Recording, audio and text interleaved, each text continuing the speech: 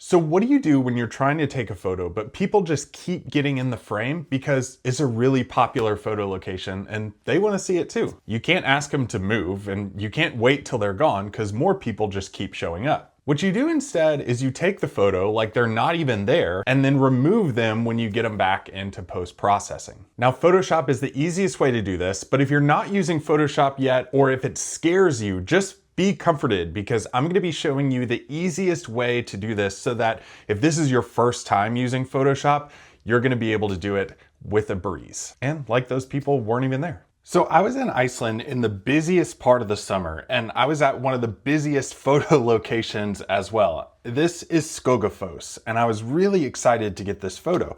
But as you can tell, if I zoom in, there are people in the frame. Now, I tried to alleviate this, and you can do this too, by going there at midnight. See, in the summer there, during the most popular time to go, they have sunlight 24/7. So you can go at midnight or 1 a.m. and you can get a lot of good photos because the light is low and not distracting, and there are a lot less crowds.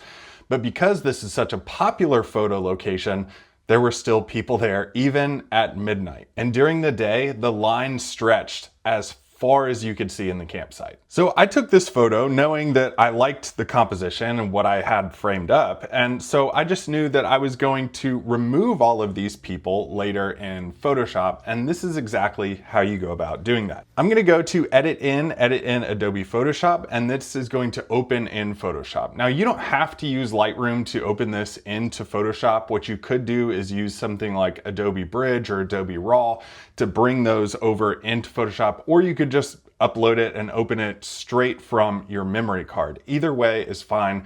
In Photoshop, there are 1,000 different ways to do the same thing. So here's my photo. I'm gonna start by just unlocking my background layer. You could also make a duplicate layer of that background layer if you wanted to.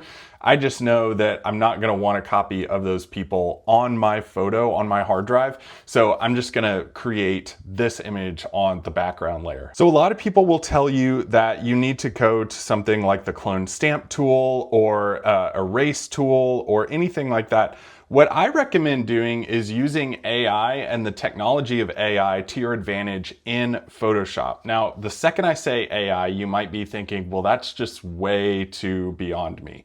Actually, all you have to do is use a selection tool, which I'll show you in just a second.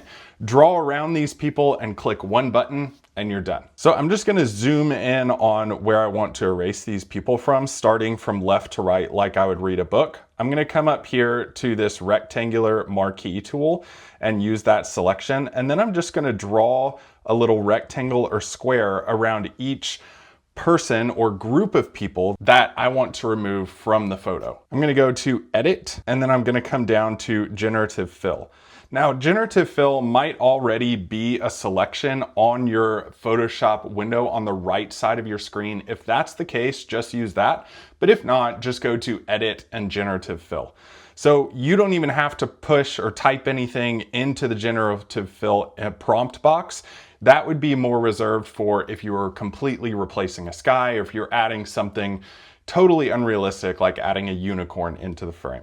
All you have to do is, after you have those people selected, hit Generate. Now this is gonna generate 3 options for you to fill that space with. So after it finished generating those, usually they're all gonna work really well. Now in just a second, I'm gonna share a very helpful tip about getting this exactly right so that you can't notice any of those people that you have removed from the frame.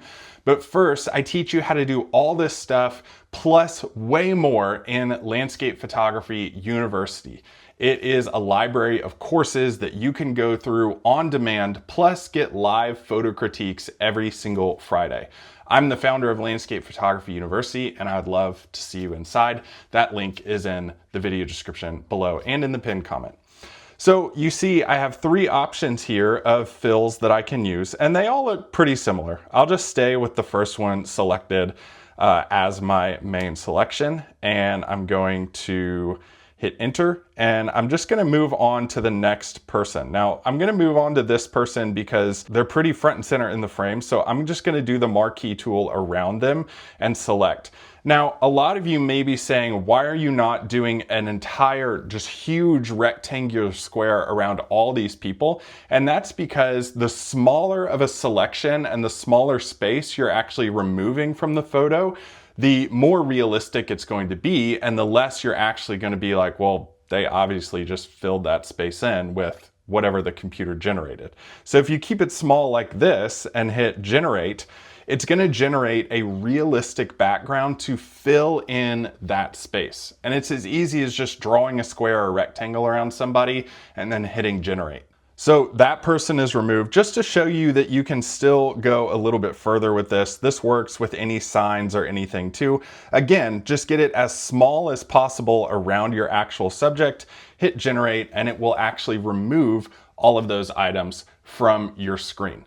So you saw the photo that we started with, how there were a lot of people in the frame in the foreground. This is what it looked like after I was done using the generative fill to remove all of those people from the photo. This is going to guarantee you success. The next time you go to a photo spot and you see all those people around, but you don't want them in the photo, you want it to look like you were the only person there. This is exactly how you do that. Hey, this video is also going to help you out a ton, so go ahead and watch this one next.